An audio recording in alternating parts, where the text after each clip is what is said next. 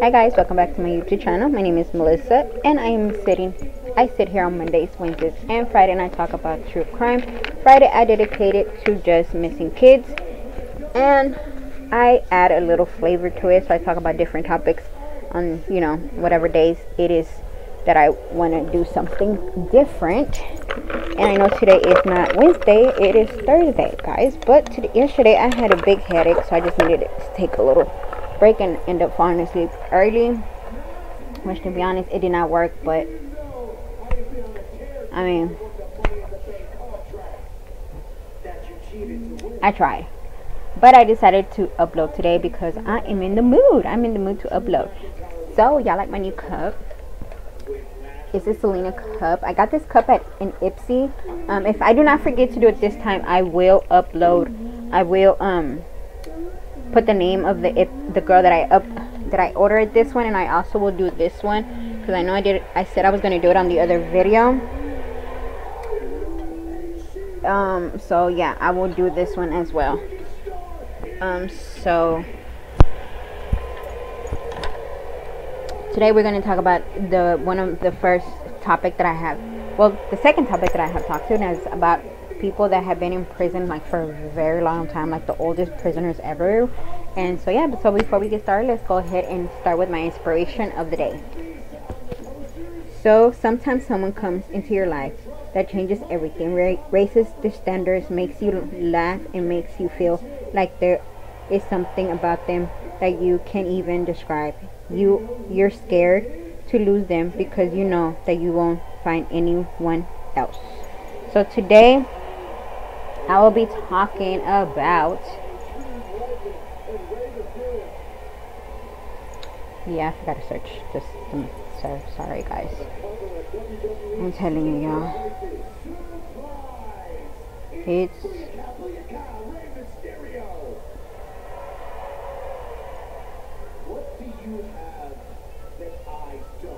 we're going to talk about Mr. Johnson. And Mr. Johnson, it's one of the oldest guys the second oldest guys that I have talked to about in this channel.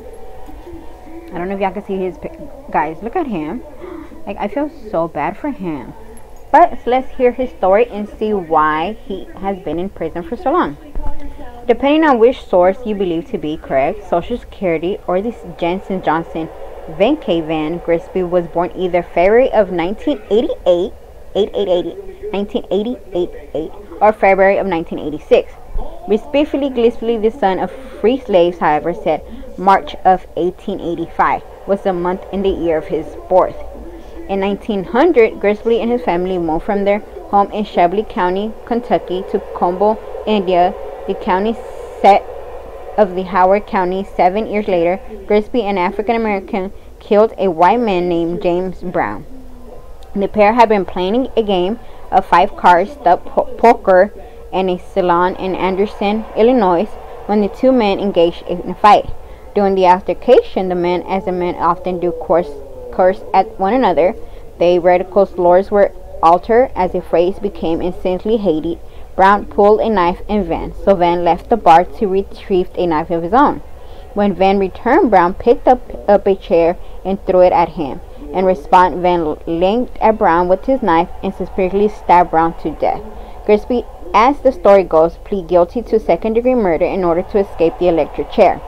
Convicted of second-degree murder in 1908, Grigsby began a new, extremely long chapter in life when he was delivered in a horse-drawn charge to the Indian State Penitentiary in Michigan City.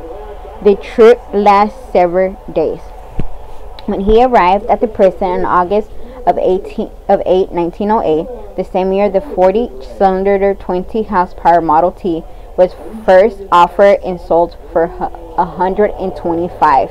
Grigsby left behind his life as a free man and became prisoner 4045. Upon his release in December in 1974, inmate Grigsby has served 66 long years in penitentiary, with 50 or so of those years spent in a ward for the insane. A doctor that finally examined him and declared that he was not crazy. In spite of being a model prisoner who passed the time by reading and rereading the Bible, a dictionary, and a complete set of calipacies from A to C, he applied for parole 33 times before finally being released. As a free man once again, Grigsby had to adjust to life on the outside as someone who'd been electrocuted from the world for nearly 7 decades. While Grigsby's former daily life had consisted of starting at a concreted and steel and barbed wire life beyond the prison was walks past him. By and when he finally stepped outside the front gate, an entirely new world was there to greet him. The stark difference were surely like the moment in The Wizard of Oz film when the things instantly transformed from black and white to vivid color. There was no subtle changes. The Wizard of Oz premiered on the big screen in 1939, eventually making his way to television in 1956. Grigsby was behind bars for both. Judy Ginger, who played Dorothy in the film, was born in 1992 and died in 1969. Her entire life and career took place during Grigsby period in congregation. In fact, during the Grigsby time inside, he missed such as the first candy apple, the introduction of the scale ball by a favorite beach border archer game, the invitation of gummy rummy escorter sets, the painting of marker lines on roadways, electric blankets, the first traffic lights, 14 cookies, hamburger buns, lying logs, supermarkets, tow trucks, light switch, grocery bags, toaster, escape pipes, band-aids, water skiing, bulldozers, cotton balls, cheeseburgers, gas chamber, extrications, mask taping, and TT a real? I don't know what that is.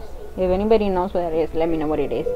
Corn dog, recyclables, bubble gum, ice cube trays, rubber sandwich, sunglasses, fresh frozen food, car radios, chocolate chip cookies, electric guitars, golf courts, trampolines, parking meters, stock car racing, shopping carts, beach balls, soft serve ice cream, yellow sign, twist ties, detergent, list gurneys, Tupperware, credit cards, car litter, hairspray, cable television, freebies, colors, wetsuits, barcodes, WD-40. What is a WC-40? If anybody knows, let me know.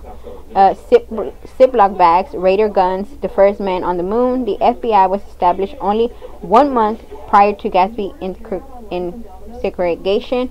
13 USA presidents had come and gone. National anthem was adopted. USA engagement in Vietnam were began and ended. I can't even say it. Alaska and Hawaii became USA state. Dr. Martin Luther King believer his "I Have a Dream" speech. President Kennedy was assassinated, and Dr. Martin Luther King was assassinated. Grigsby's entire life passed by in enduring segregation, while the world continued to rapidly spin and trail in events and genetic leaps and bounds. It is any wonder that when his feet did finally hit the pavement outside, his steps into the world that was unrecognizable to him. By the way, the first real mixed load of concert was delivered in Baltimore in the 1913. The Harvard Dam made a Concorde was constructed in 1936. It must have been like finding oneself on a distant planet, a new world filled with magic and awe. He mostly saw a traffic light for the first time in his life. Music, art, and speech, and cars, and trains, and stores, and everything. All brand new, shiny, and spinning, and flashing, and whirling, and darling. He was 90 years old when Who was launched directly from 1908, nearly 70 years into the future. A world where he was intensely expected to adapt, but it should have been unexpected. Grigsby found himself unable to cope with such a drastic change, voluntarily returned to prison, where he remained for 17 additional months before he was again released. This time, though, at the age of 1991, he was out for good. He ended up in a Mercer County healthcare center, where he found much comfort of being told when to get up, when to eat, when to bathe, and when to go to bed. this being the only way he knew to live and to survive. Grigsby's situation is all too familiar to many men and women who serve long periods of time behind bars. Time people out in life pass swiftly by, leaving long-serving ex-prisoners confused and lonely, and upon the release, they find it difficult to obtain an employment in a world that is unlike that no one knew their prior incarceration. The statement of being conceived felony is already a huge humble to overcome when job searching, but add to the lack of modern-day skills and sudden forced adjustment to unknowns make the effort almost insupportable without a hand up from friends and family. Unfortunately, it's a commonplace that friends and family have long since turned their backs on the folks serving expensive prisoner terms. That in the decent housing and education opportunity are often in table for felonies. Therefore, the expert former inmates often see no way to survive without turning to what they know, criminal activity. For those people to survive as protective citizens somewhere, sometimes someone has to offer a true second chance. They need the opportunity to hold their hands high and not hang them down in the shame for the balance of their time on earth.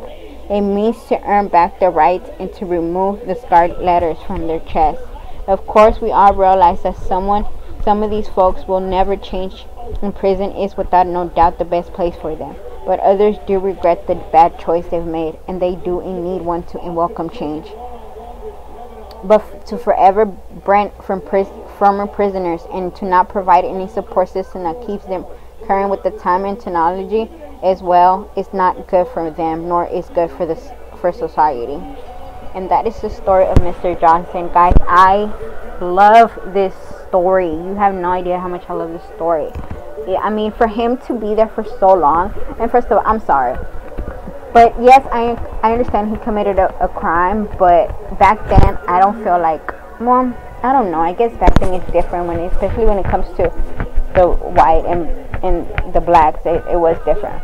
But for him to finally get out and then said, no, Kim, take me back, I'd rather be in prison. Like, he's been there that long that when he came out and realized what world of big change he came out of, and he said, take me back, that it just breaks me. And I think when it comes to people like him, that when there are, we need people to be there for them, even if it's not their family, at least someone that can help them and help them adjust to this world, because this world has changed.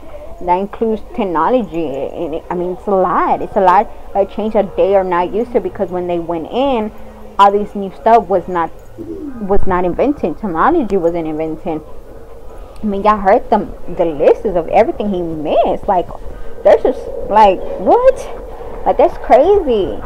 But I'm glad that he finally, he's at home, and like he said, I mean, when you're used to a certain thing every day, I mean, somebody telling you what time you need to wake up, when you gotta go to bed, when you have to wake up, when you gotta eat, you're so used to it that you don't know how to get yourself unused to it. So I mean, they didn't say that if he was still, I'm assuming he's still alive, and wherever he is, I hope he's doing better, and and I hope that he's enjoying his freedom that he does have, and he's amazing person, and I hope that wherever he's at, they're taking care of him, and I hope that at least family is giving him a second chance. Guys, I will see y'all Friday. Bye.